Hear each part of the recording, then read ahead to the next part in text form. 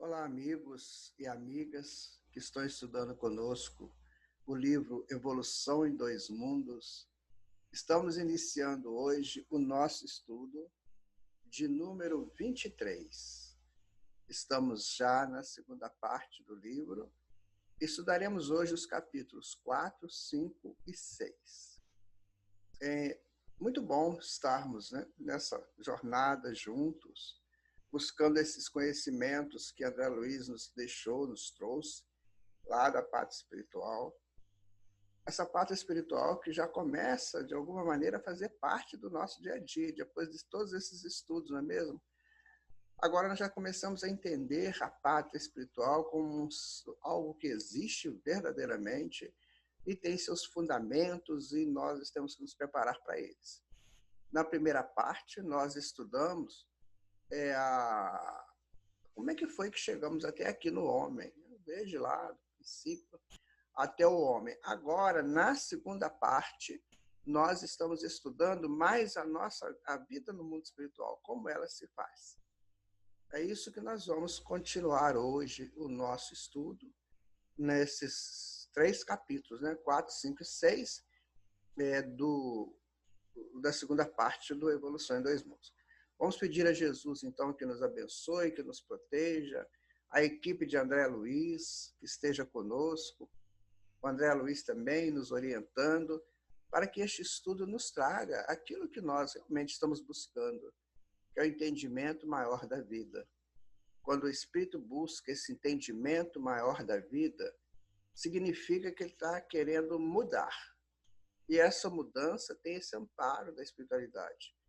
Então, que os nossos mentores amigos estejam conosco, que o nosso Senhor Jesus também nos ampare e nos proteja, para que a gente cresça em entendimento, em harmonia e em buscas superiores dos conceitos da vida. Então, vamos ao nosso estudo. Aqui estão, os nossos slides, que nós sempre colocamos como uma ajuda, de apresentação. Aqui nós temos Evolução em Dois Mundos, André Luiz, Chico Xavier, Valdo Vieira. Segunda parte, capítulos 4, 5 e 6. Estudo 23 de 28. Nós vamos estudar aqui linhas morfológicas dos desencarnados, apresentação dos desencarnados, justiça na espiritualidade. São esses os 3 tópicos que vamos estudar hoje. E nós colocamos aqui embaixo, na nossa síntese, como ser desencarnado, tá? Então, aqui veremos esse estudo, segunda parte, capítulo 4, linhas morfológicas dos desencarnados, apresentação dos desencarnados e justiça na espiritualidade, certo? Então, este é o nosso estudo de hoje, que a gente possa fazer um uso muito adequado dele, para que todos nós saiamos vitoriosos e crescidos por isso. Uma formiguinha atravessa em diagonal uma página ainda em branco. Naquela noite, ele não escreveu nada. Para quê? Se por ali já havia passado todo o frêmito e o mistério da vida. Esse texto é de Mário Quintana, o grande poeta brasileiro do Rio Grande do Sul, que nos deixou um legado extraordinário. E para encaixar aqui no nosso estudo também, quero ler essa pequena mensagem dele. Quero um dia poder dizer às pessoas que nada foi em vão, que o amor existe, que vale a pena se doar às amizades e às pessoas, que a vida é bela sim, e que eu sempre dei o melhor de mim. Olha, valeu a pena. Nosso grande Mário Quintana, que nos deixou grandes escritos e que, infelizmente, as pessoas ainda não buscam esses conceitos de literatura, são raras as pessoas. Se nós tivéssemos mais chegadas à literatura, à poesia, nós seríamos muito mais felizes. A ponte que liga os dois hemisférios do cérebro é a poesia. Por isso, a grande parte, esmagadora parte da obra de Chico Xavier é poesia. Mas nós não entendemos assim, né? Nós não entendemos. E deixamos passar tanta coisa boa, tanto escrito bom, tantos poetas brasileiros, Olavo Bilac, Cecília Meirelles, Mário Quintana, Manuel Bandeira, enfim, tantos, tantos. Vamos pensar um pouco mais na poesia, minha gente? Mário Quintana disse que não precisava fazer mais nada, porque a formiguinha passando ali, em branco, naquela página em branco, já mostrava o frêmito e o mistério da vida. E depois ele disse, só valeu a pena viver, sabe? O amor existe, sim. Eu fiz o melhor de mim e deixo para vocês um legado. Mário Quintana se foi faz muito tempo. O que será que ele anda fazendo lá no mundo dos desencarnados, né? Ou se já reencarnou, não sabemos. Vamos então ao nosso estudo? Pensemos. Capítulo 4, linhas morfológicas dos desencarnados. Como nós sabemos, sempre há uma pergunta ou mais perguntas ao André Luiz nesse estudo da parte 2. A que diretrizes obedecem as entidades desencarnadas para se apresentarem morfologicamente? As linhas morfológicas das entidades desencarnadas, no conjunto social a que se integram, são comumente aquelas que trouxeram do mundo, a evoluírem, contudo, constantemente para melhor apresentação, toda vez que esse conjunto social se demore na esfera de sentimentos elevados. Ele disse que, geralmente, quando desencarnamos, nós vamos para o mundo espiritual com a mesma forma que temos aqui. O perispírito vai levar exatamente o que somos aqui. Mas que, dependendo, né, de sentimentos elevados, a gente pode modificar para melhor. Aí, não sei como seria essa modificação, de repente mais aformoseado, mudando a altura, mudando a coloração, enfim, tudo isso. Isso é muito bom sabermos, né? A forma individual em si obedece ao reflexo mental do dominante, notadamente ao que se reporta ao sexo. Mantendo-se a criatura com os distintivos psicossomáticos de homem ou de mulher, segundo a vida íntima, através da qual se mostra com qualidades espirituais acentuadamente ativas ou passivas, faz-se observar assim que a desencarnação libera todos os espíritos de feição masculina ou feminina que estejam na reencarnação em condição inversiva, atendendo à aprovação necessária ou à tarefa específica, porquanto, fora do arcabouço físico, a mente exterioriza no veículo espiritual com admirável precisão de controle espontâneo sobre as células sutis que o constituem. Muitas vezes, um polo feminino ele vai ter que reencarnar na posição de homem, ou vice-versa. Isso não tem nada a ver com comportamento, viu, minha gente? Vamos colocar tudo direitinho. Comportamento é outra coisa. Muitas vezes nós vemos aí homens de uma feição assim muito terna, mas não deixam de ser homens, de caminhar como homens, como no caso do Chico Xavier. E vemos mulheres assim também com feições mais aguerridas, né? Com alguma coisa que dê para ela algo que o masculino oferece como polo.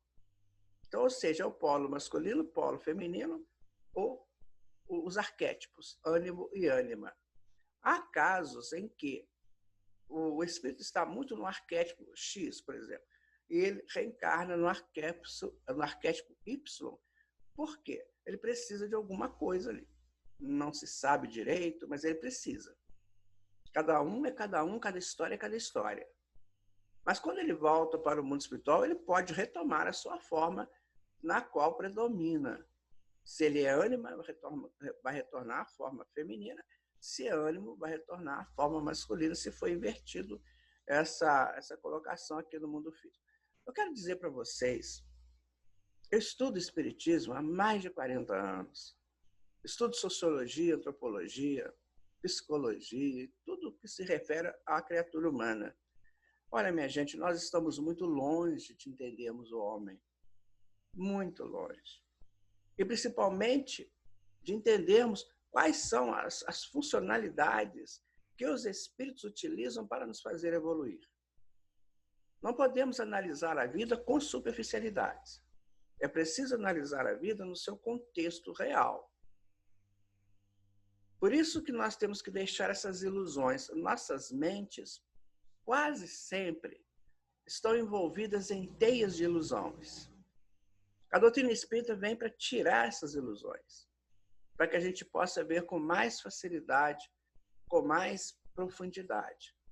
Então, não vamos analisar a vida com superficialidades, porque senão nós não vamos sair do mesmo lugar.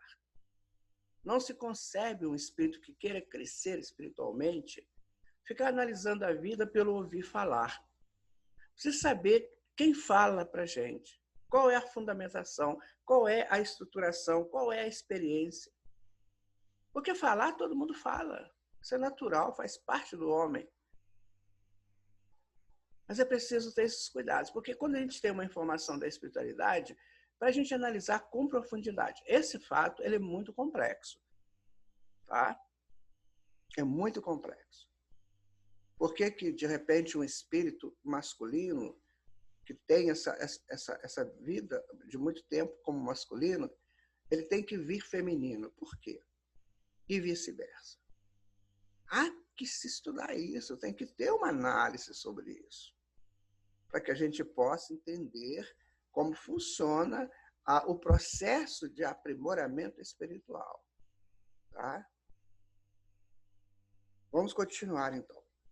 Ainda assim, releva observar que se o progresso mental não é positivamente acentuado, mantém a personalidade desencarnada nos planos inferiores por tempo indefinível a plástica que lhe era própria entre os homens.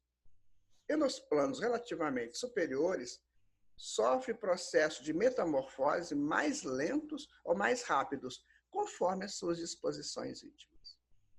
Tem pessoas, por exemplo, a estatura baixa, que é o meu caso, muitas vezes não é bem recebida pelo espírito, quando você vive numa sociedade de altura média, 1,65 m, 1,70 m. Então, a pessoa que tem menos que isso, às vezes ele não se sente confortável. Não é o meu caso, graças a Deus, nunca me senti assim. Mas, quando chega no mundo espiritual, às vezes a encarnação dele foi tão proveitosa e ele deixou um legado tão grande que ele não quer mudar de forma. Ele fica ali.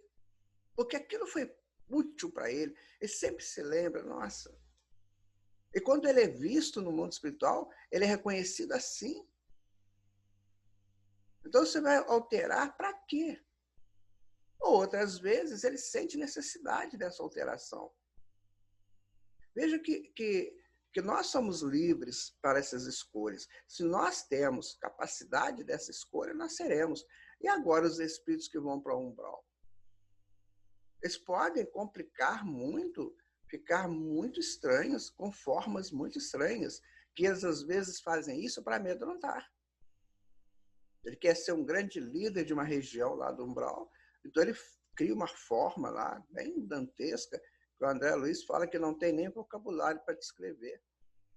Mas para ele amedrontar, para ele trazer aqueles espíritos que estão ali no umbral, sob o domínio dele, então ele amedronta. Por exemplo, ele pode aparecer um monstro de 2 metros de altura, ou 3 metros, 2 metros é pequeno, 3 metros, muito largão, com as faces todas distorcidas. Entendem, gente? É preciso que nós façamos. Por exemplo, a fibra do músculo, aqui no plano físico, ela tem que ser mais densa, não é isso? Para dar resistência aos movimentos que o espírito precisa no corpo físico. Mas quando você chega no mundo espiritual, isso muda completamente. É isso que nós temos que perceber. Essa segunda parte do livro, André Luiz está nos preparando para retornar. Então, comece a pensar, você gosta de você, você gosta da maneira que você é, isso está te fazendo bem do jeito que você é, está ótimo, você vai chegar no mundo espiritual mais ou menos igual e vai crescendo, né, à medida que você vai convivendo lá. Agora, você não está satisfeito com o seu corpo? Analisa por quê. Por quê? Ele te lembra um passado, alguma deformidade? Ele te traz um aspecto mental não muito agradável? Aí analisa por quê. E passe a gostar de você como você é. Passe a gostar do seu corpo. E passe a fazer aqui no plano espiritual algo que deixa um legado muito grande para você. No dia que você desencarnar, alguém vai dizer assim, nossa, que lição que deixou para nós. Aí você vai chegar no mundo espiritual pleno, da forma que você é. Continuando aqui, olha. Devemos esclarecer que essas ocorrências, para efeito de responsabilidade kármica e identificação pessoal, olha, responsabilidade kármica e identificação pessoal. Então, as coisas têm os seus limites também. Essa responsabilidade kármica é muito importante. Porque, às vezes, eu desencarno e vou reencarnar rapidamente. Eu não posso ficar mudando muito, não. Tem ciclos reencarnatórios que são rápidos. E também identificação, né? As pessoas me conhecem assim. Via de regra, a ficha individual da existência última vivida pela personalidade na Terra, situação que perdura até novo estágio evolutivo que se processa, seja na reencarnação, seja na promoção a mais alto nível de sublimação e serviço. Aí o André fez essa nota de pé de página. Tá vendo, minha gente? É importante nós sabermos disso. Eu vou para o mundo espiritual geralmente com a forma que eu vivi aqui. Posso alterar para muito melhor e para muito pior. Vai depender da minha situação mental. É preciso conhecer um pouco mais a mente, os poderes dessa mente, sabe? A gente ouve muito falar o poder da mente, mas a gente não entende isso.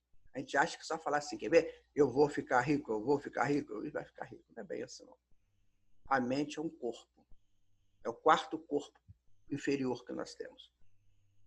Precisamos saber lidar com ela, porque senão ela nos domina, minha gente. E se ela nos domina, ela faz de nós gato e sapato. Não é assim que a gente vê por aí?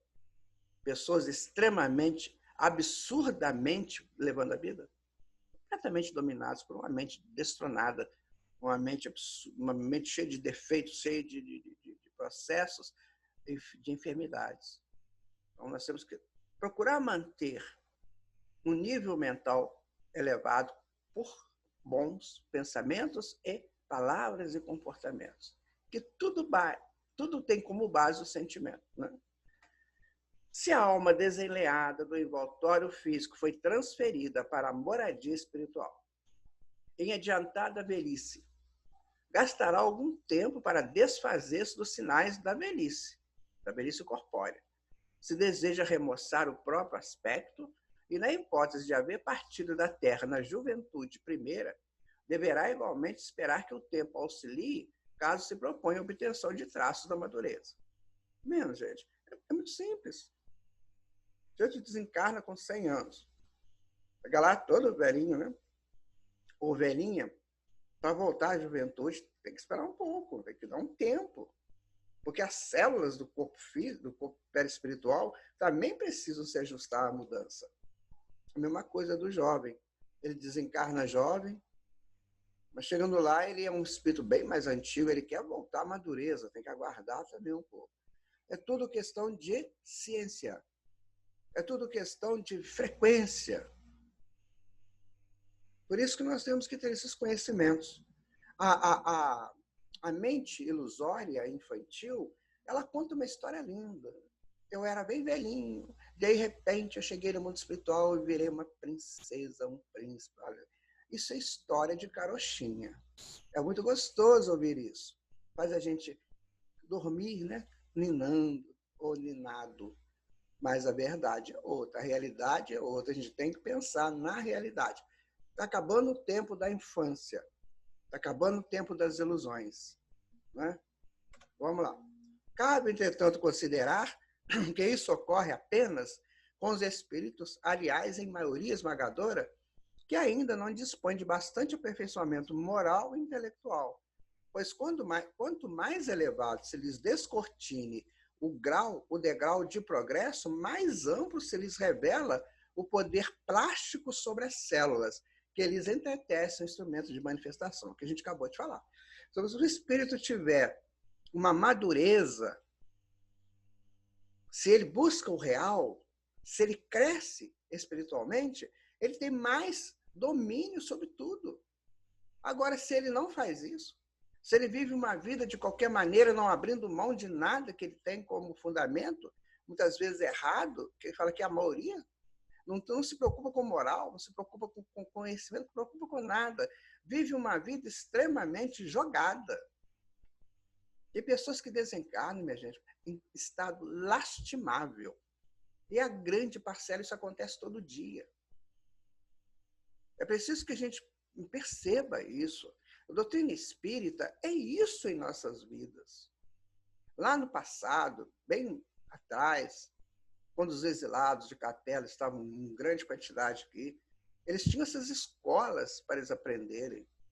Escola do Egito, a escola da Índia, a escola do Tibete, a escola da Samotrácia, a escola de outros locais. Isso era para adequá-los às suas realidades. Provavelmente não era para o homem ainda da Terra. Tanto assim que a Biblioteca de Alexandria desapareceu. Porque aqueles escritos não eram ainda para o homem terreno, agora é. A doutrina espírita resgata isso. Ou entendamos assim, ou nós vamos viver na ilusão, permanente ilusão. Nos meus achismos. Olha como é que é sério.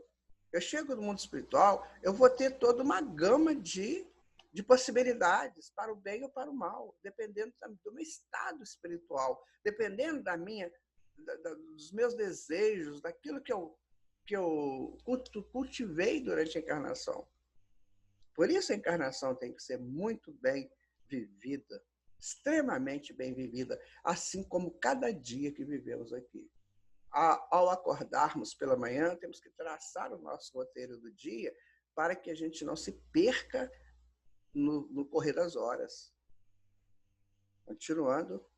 Em alto nível, a inteligência opera em minutos certas alterações que as entidades de cultura mediana gastam, por vezes, alguns anos.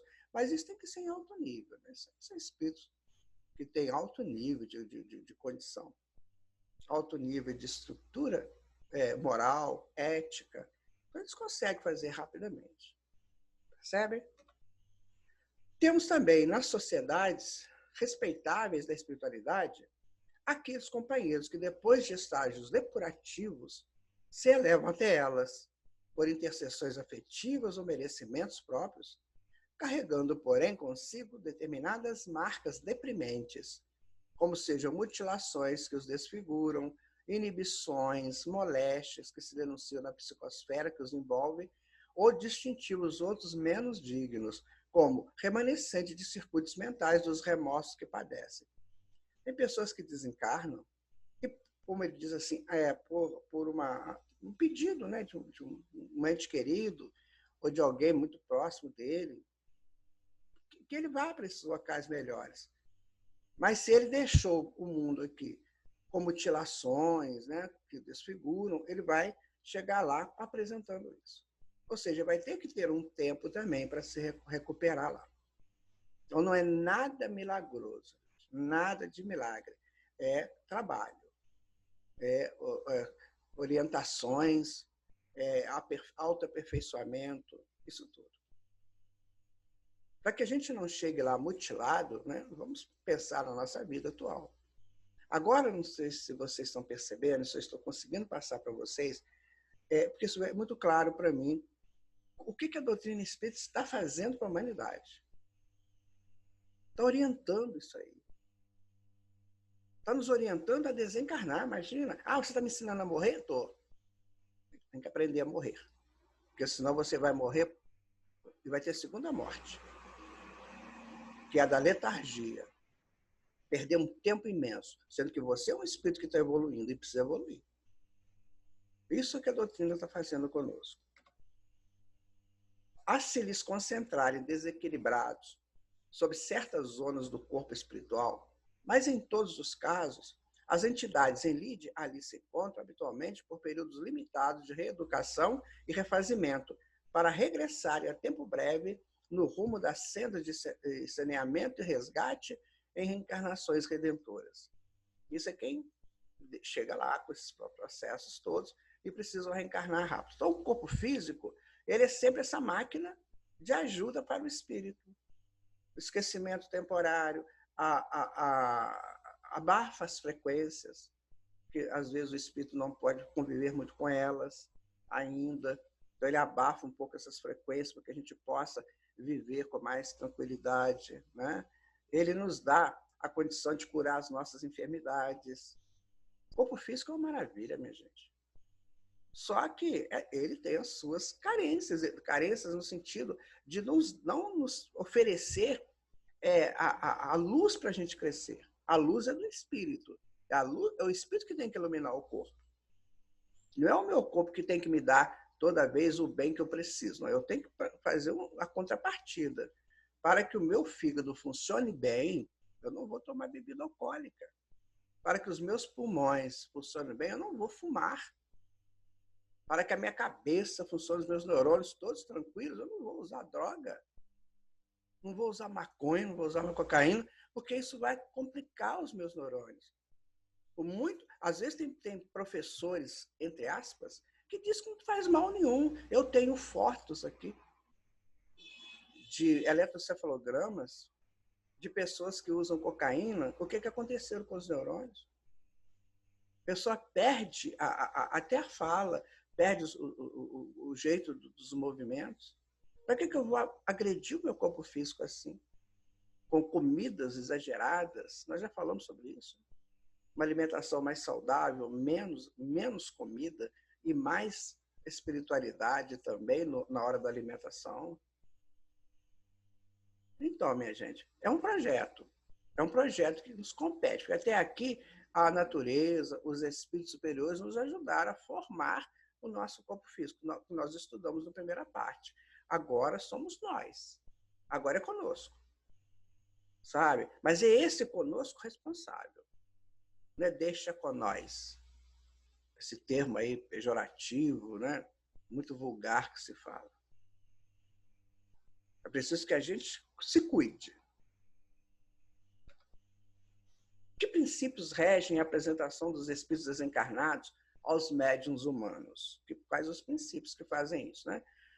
O aspecto que as entidades desencarnadas assumem perante os médiuns humanos, quando se comunicam na Terra, pode variar infinitamente. Claro, vai depender.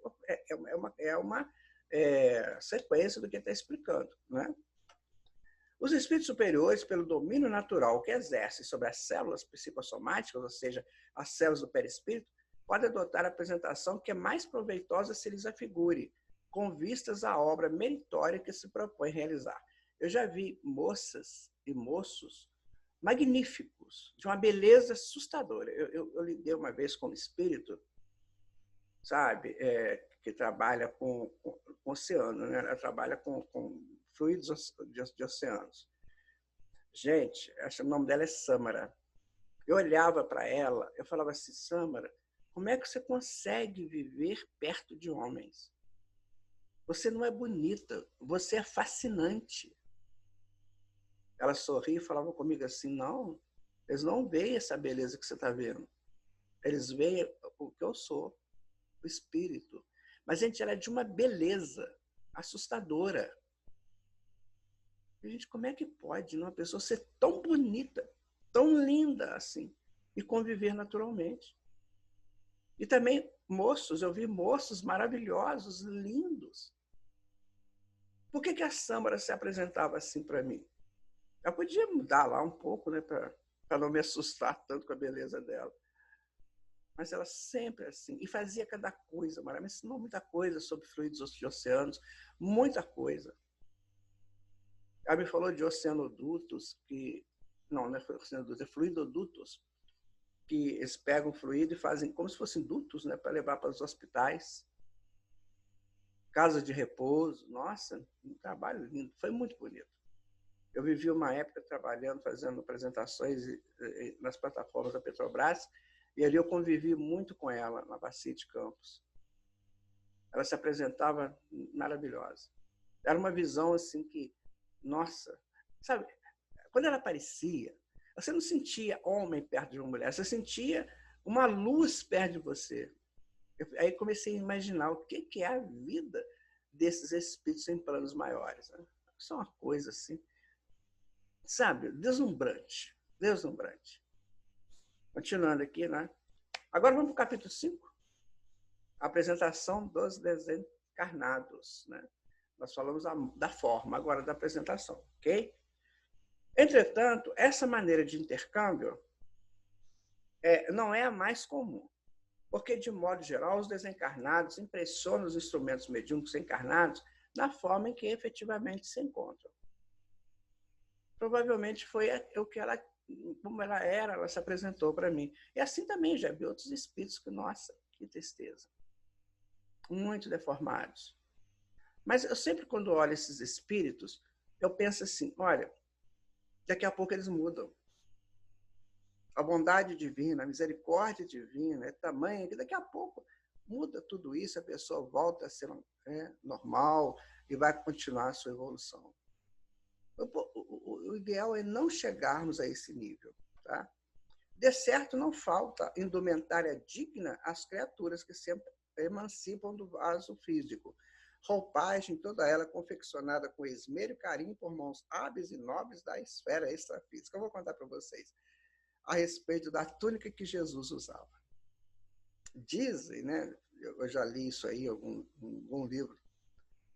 Dizem que Jesus usava uma túnica feita por Maria Santíssima, que não tinha costuras, que era um negócio tão extraordinário que a túnica se conformava no corpo e não se destruía ali com o passar, com o andar dele. Imagina que coisa que deve ser no mundo espiritual. Por isso que esses espíritos muito sábios só usam quase só túnica, né? Claro que tem, não? A gente vê espíritos com roupa mesmo, com a gente. Mas a túnica é uma vestimenta, uma indumentária muito usada, porque ela é muito bonita, ela molda o corpo. Agora, para usar uma túnica, você tem que ter a própria túnica no seu interior, senão não vale a pena. Entendeu o que eu quis dizer? O que é a túnica? A túnica não é um manto. Será que o espírito está revestido desse manto de dignidade, de honra? Por que os romanos usavam muito isso? Para impressionar. Mas o espírito evoluído, não. Ele usa por dignidade, por honra mesmo, por mérito. A gente até respira fundo. Vamos pensar, minha gente. É hora de caminharmos para os locais certos da nossa evolução. É importante considerar, todavia, que os espíritos desencarnados, mesmo os de classe inferior, guardam a faculdade de exteriorizar os fluidos plasticizantes que lhes são peculiares, espécie de aglutininas mentais com que envolvem a mente mediúnica encarnada, recursos esses dos quais plasmam, como seja possível, as imagens que desejam expressar e que adquirem para a percepção do médium coloração, movimento, fazendo exprimir ou agir em comportamentos semelhantes ao passivo comum na hipnose provocada. Eles fazem o que eles quiserem. Você quer hipnotizar um médium, aí se apresenta uma coisa assim. Eu já vi espírito, minha gente, vestido com indumentárias, toda com filigranas de ouro. Assim, ele tinha uma barba imensa, aquela roupa grande. Você falava, nossa, esse eu vou te contar, hein? Mas quando ele começava a falar, você percebia. A frequência dele, você percebia. Se impressiona, viu? Tem gente que jura que falou com Jesus Cristo, que falou com o Espírito das Trevas. Porque eles impressionam. Eles têm uma capacidade de fazer isso. Eles conhecem, sabe? Eles são muito inteligentes. Muito. Você não vê pessoas do mal aqui no plano físico? Pessoas que decididamente são do mal, são do crime. Eles são muito inteligentes. Eles criam situações que você nem imagina. Eles sabem a hora que você está desarmado, não é desarmado de revólver, é desarmado psicologicamente para te agredir. Eles têm muito conhecimento, eles fazem estudos da sua vida, eles fazem estudos das suas reações. Coisa que a gente nem pensa, né? Mas preciso que, quem sabe que eles mudem isso para o bem. Nossa, eles vão fazer um bem imenso, como muitos fazem, que já chegaram a esse nível de entendimento. Tais fenômenos, porém, são isolados e apenas se verificam entre o médium e a entidade que o influencia, sem substância na realidade prática, qual ocorre no campo das sugestões, durante a interligação mentopsíquica entre o hipnotizado e o hipnotizador. Eu quero explicar uma coisa para vocês que a gente vê muito, não só no Brasil, mas no mundo. Tem médiums que juram que falam com entidades muito superiores. Mas juram mesmo, sabe? Que eu falo com... Aí vai falando. Tem gente que fala que até já fala com espíritos muito além daqui do nosso, aqui da Terra. Olha, minha gente, tomar cuidado com isso. Porque pode ser sim, não vou dizer que não seja, mas é muito raro. Um médium mais aqui do mundo físico, que ainda está acostumando com a mediunidade, até essa projeção mediúnica, muito difícil. Isso não encaixa com a lógica, entendeu? E a gente vê, às vezes, médios destrambelhados e falando coisas e o povo ali acreditando naquilo. Sabe? Você observa que a pessoa não tem conduta moral, não tem conduta ética, para estar representando uma entidade de grande porte. Pode estar representando uma entidade que quer ajudar, mas de grande porte não. Aí as pessoas se assustam. Nossa, aquele médium, aquela médium falou isso, falou aquilo, falou... Não. Pega tudo e veja se é de Deus. Isso que nós temos que tomar cuidado. Tem muita gente que se impressiona, sabe, com falácias. Mas observa, nossas mediunidades, minha gente, com raríssimas exceções, mas a exceção é muito grande, são médiuns que têm condições de comunicar com espíritos assim, mais evoluídos mesmo. A grande parcela dos médiuns comunica com espíritos medianos. Por isso que nós tivemos essas literaturas trazidas por nós através de mediunidade do Chico Xavier. Porque sim, ele sim, um médium. E mesmo assim, ele era muito simples. Ele não ficava falando, eu estou vendo. Não, ele não falava isso. Ele fazia o trabalho dele. Então, quando você vê uma pessoa muito espetacular em campos mediúnicos, tome cuidado. Preste atenção nisso. Eu já vi muita gente tentar enganar muita gente e ser essas pessoas enganadas. Não vá atrás do maravilhoso, do sobrenatural. Isso não existe. Allan Kardec coloca no livro dos médiuns, maravilhoso e sobrenatural não existe. Existe natural. Se é natural, segue uma linha de lógica. Ok? Continuando aqui o nosso estudo. Apresentações, tá? Vamos aqui. Como interpretaremos a existência de roupas, calçados e peças protéticas nas entidades desencarnadas, se tais petrechos são inanimados, não sendo dirigidos de modo direto pela mente? Aí isso é uma pergunta também muito interessante. Vamos ver o que fala. A mente não comanda as moléculas de algodão do vestuário de que se serve no corpo físico, mas pode usá-las segundo as suas necessidades do mundo. Né? Então, ter roupa, calçado e peças protéticas das entidades desencarnadas. Como é que seria isso? Né? Então, a gente fala, olha, a mente não vai comandar isso, ela vai comandar as coisas mais ligadas ao espírito. A mente, para o corpo físico, é ter um perispírito para resolver as coisas do perispírito, do corpo físico. É o que nós entendemos aqui. Tá? Ocorre o mesmo no plano espiritual, em que nos utilizamos das possibilidades ao nosso alcance para atender a esse ou aquele imperativo da nossa apresentação. Tranquilo, gente, não tem mistério. Olha, nós vamos numa reunião. Aí tem lá alguns espíritos, tipo Sócrates, Francisco de Assis, e por aí vai. Como é que eu vou?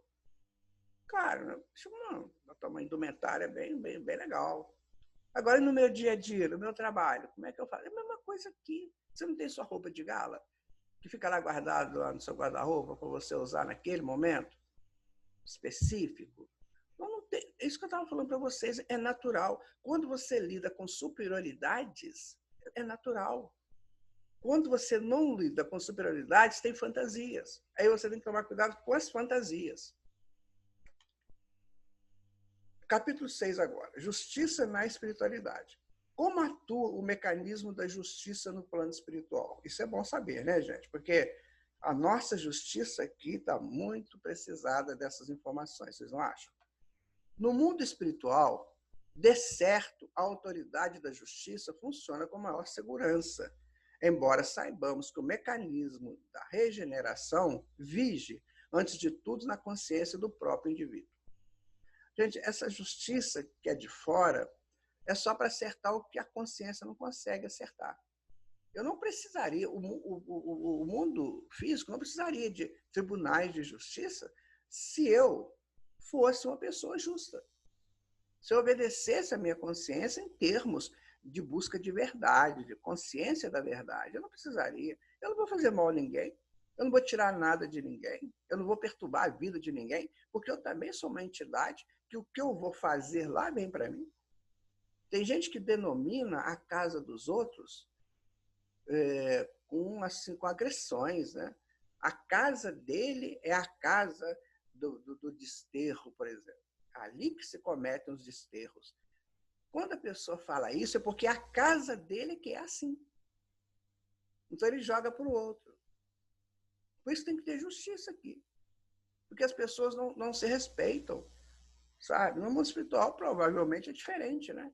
Ainda assim, existem aqui, né, como é natural, santuários e tribunais, tá? Também tem, gente, em que magistrados dignos e imparciais examinam as responsabilidades humanas, sopesando-lhes os méritos e deméritos. Ah, mas aí tem que ser, né? Magistrados dignos e imparciais.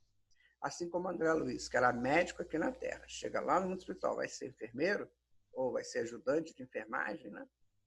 Cuidado com essa coisa aqui dessa empáfia, muitas vezes, de magistrados. Não todos, claro, mas tem magistrados aí, meu Deus, só que eles acham que são deuses. Aliás, eles têm certeza que são deuses. Né? Quando chega lá, não vão nem ser oficial de justiça. Vamos tomar cuidado, gente. A vida é muito séria, mas ao mesmo tempo é muito bela, que dá a cada um segundo as suas obras, como Jesus disse no Evangelho de Mateus, capítulo 16. Deus é justo, dá a cada um segundo as suas obras. Não vamos enganar ninguém, principalmente quando nós temos poder para isso. Qualquer tipo de poder, não vamos enganar. A organização do júri, em numerosos casos, é aqui observada necessariamente, porém, constituída de espíritos integrados no conhecimento do direito, com dilatadas noções de culpa e resgate, erro e corrigenda, psicologia humana e ciências sociais. Olha o que eu sempre falo. Como é que as pessoas podem legislar? Como é que as pessoas podem trabalhar, conviver, ensinar, se não sabem psicologia? Como é que pode? Você está lidando com psiques. A psicologia, minha gente, tem que ser trazida para mais conhecimento das pessoas. Não tem como viver sem entender psicologia, não tem como, nem que seja o início dela, mas tem que ter um conhecimento. Mas não. Tem pessoas que, né, não querem nem saber disso. O outro é o outro, deixa para lá, o problema dele. E também não se conhece. Né? Então, veja, lá tem que, para você ser o juiz lá, você tem que ter isso aqui, ó. Você tem que saber direito, saber de culpa e resgate, lei de causa e efeito, psicologia, ciência social, porque o social interfere muito. Às vezes a pessoa é tão legal, mas o social, né, pega de jeito, ele não tem resistência, pronto, cai. Certo? Olha, estudo fantástico, minha gente, esse do André Luiz, fantástico. Se nós soubermos entender esse estudo, nossa, nós estamos aí com um prato de ouro nas mãos. a fim de que as sentenças ou informações proferidas se atenham à precisa harmonia perante a divina providência, consubstanciada no amor que ilumina e na sabedoria que sustenta. Veja bem, esses juízes que fazem esses julgamentos lá, eles também são passíveis de julgamentos. Então, se ele dá uma sentença errada, ele tem que corrigir a sentença dele, porque tem superiores dele. Muitas vezes aqui a gente acha que não tem superior. Porque a superior é a Constituição. E a Constituição ela é analisável. A gente tem coisas ali que tem pessoas que fazem uma mirabolância de interpretações que você... Ah, tá bom, é isso mesmo. Mas não é. Lá não. Lá não é assim, não. Lá tem os superiores dos juízes. Não sei que título que eles dão lá, né? Que seria desembargador, se não me engano, mas eu não sei se é o título que eles dão lá. Mas tem lá, se o juiz tomou uma atitude errada, ele vai ter que refazer. Chama tudo de novo. Eu errei, ele tem que ter essa humildade, né? Continuando aqui, né? Isso. Há delinquentes tanto no plano terrestre quanto no plano espiritual. E em razão disso, não apenas os homens recentemente desencarnados são entregues a julgamento específico, sempre que necessário, mas também as entidades desencarnadas que, no cumprimento de determinadas tarefas, se deixam muitas vezes arrastar a paixões e caprichos inconfessáveis. Muitas vezes a pessoa quer ficar aqui na crosta, certo? Ah, eu quero ficar com a minha família, eu vou ajudar a minha família. Muito bem, então ele vai ficar para ajudar a família, não é para buscar posições indébitas para a família. Aí chega aqui, ele sabe, né? Ele sabe tudo, ele veja direitinho. Então, por exemplo, um membro da família pretende um cargo qualquer. Aí ele vai lá, dá um jeito, influencia lá a pessoa, sabe? Fica fazendo essas coisas para ajudar o membro da família. Como muitas vezes o encarnado faz. Isso aí, meu amigo, isso dá um problema. Por quê? Não pode, isso é inadmissível, a cada um segundo as suas obras. E Chico Xavier vai nos dizer o que te pertence, a vida se encarrega de te entregar. Então não precisa ficar fazendo essas coisas. Então, se esse espírito fizer isso, eles vão voltar para lá e vão, né, ter que ser julgados, e aí, né, vai ter a sentença. Não sei se o André vai dizer qual é a sentença, né? É importante anotar, contudo, que quanto mais baixo é o grau evolutivo dos culpados, mais sumário é o julgamento pelas autoridades cabíveis. E quanto mais avançados os valores culturais e morais do indivíduo, mais complexo é o exame dos processos de criminalidade em que se emaranham, não só pela influência com que atuam nos destinos alheios, que a gente acabou de falar, mas como também porque o espírito, quando ajustado à consciência dos próprios erros, ansioso de reabilitar-se perante a vida, e diante daqueles que mais ama, suplica por si mesmo a sentença punitiva que reconhece indispensável a própria restauração. Ainda voltando no nosso assunto anterior, não fica pedindo a espíritos para dar um jeitinho na sua vida, não faz isso. Porque você pode estar perturbando a paz desse espírito. Você pode estar colocando esse espírito em situação ruim. Ah, meu pai é uma pessoa tão boa, vou pedir a ele. Não faça isso, peça a Jesus.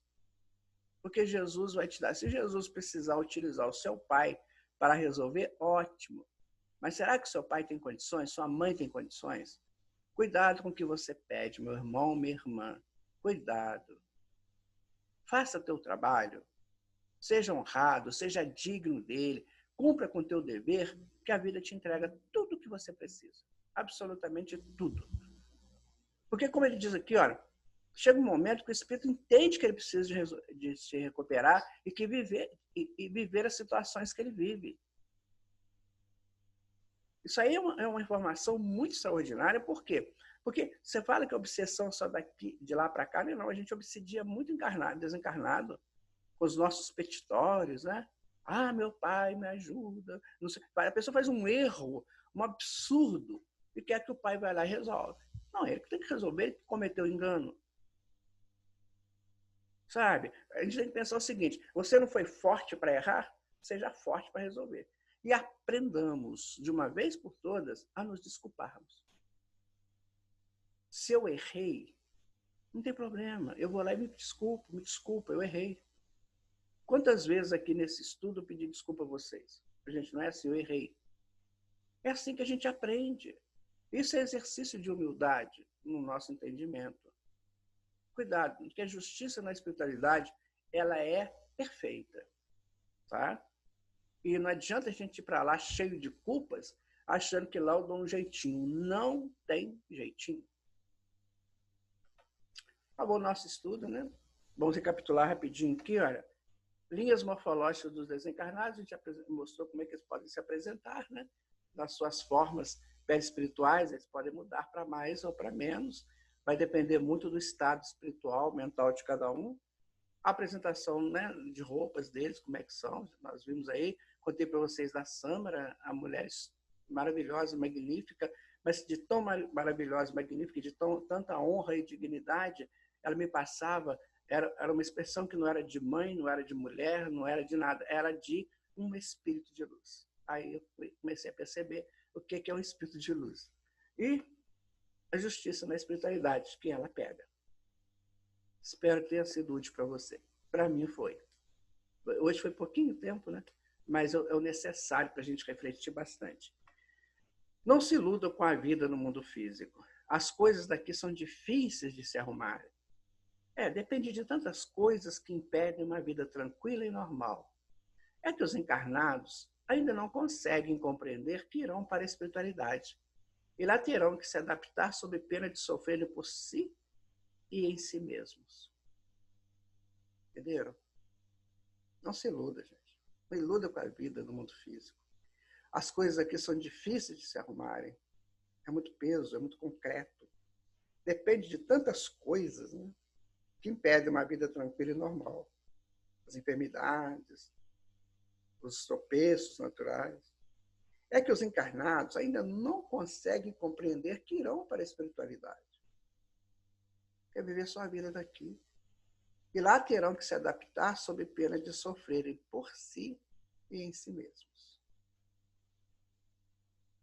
Olha, eu sinceramente espero que tenha sido bom para você esse estudo, que tenha trazido alguns adendos importantes para a sua vida de relação, não só com os outros, mas com você mesmo e com Deus, com a espiritualidade, que você possa continuar buscando esses entendimentos, esses conhecimentos. Que o nosso Senhor, o nosso amigo de sempre, Jesus, possa ter morada em nossos corações. Porque a morada de Jesus é que vai abrir campo para a morada de Deus. Ele é o representante do Pai. E tanto ele, Cristo, está em nós, quanto Deus está em nós. Veja o que somos. Somos tudo isso, não sabemos. Muito obrigado. Que a sua casa, seu lar, sua vida seja de muita harmonia e de muita paz. Até o nosso próximo encontro, nosso próximo estudo. Fiquem com Jesus, sempre com Jesus. Até lá.